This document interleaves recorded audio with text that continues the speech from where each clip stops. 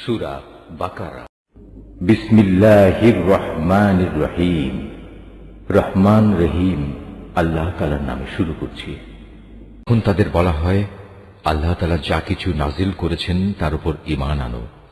তারা বলে, আমরা তো শুধু সেসব কিছুর উপর ঈমান আনি যা আমাদের বনী ইসরাইল জাতির উপর নাজিল করা হয়েছে। এর বাইরে যা তারা অস্বীকার করে অথচ তা একান্ত সত্য, তা তাদের কাছে নাজিল করা আল্লাহর কথাগুলোকেও সত্য বলে স্বীকার করে।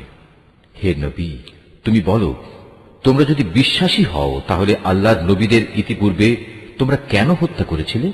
তোমাদের কাছে তো একসময় সুস্পষ্ট নিদর্শন সহকারে মূসাও নবী হয়ে এসেছিল, অথচ তার সামান্য কয়েকদিনের অনুপস্থিতির পরেই তোমরা একটি বাছুরকে মাবুদ হিসেবে গ্রহণ করে নিলে। কত বড় জালেম ছিলে তোমরা। আরো স্মরণ করো, যখন আমি তোমাদের কাছ থেকে একটি প্রতিশ্রুতি আদায় করেছিলাম তোমাদের মাথার উপর তুর পাহাড় তুলে ধরে।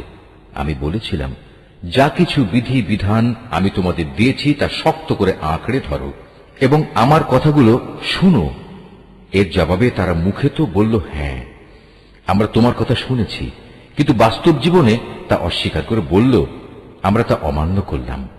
আসলে আল্লাহ তাআলাকে তাদের অস্বীকার করার কারণে সেই বাছুরকে মাবুদ বানানোর নেশা তখনও তাদের মনকে আকৃষ্ট করে রেখেছিল। তুমি তাদের বলো, যদি তোমরা সত্যি মোমেন হও তাহলে বলতে পারো, এটা কত খারাপ ঈমান যা একজন ব্যক্তিকে এ ধরনের কাজের আদেশ দেয়।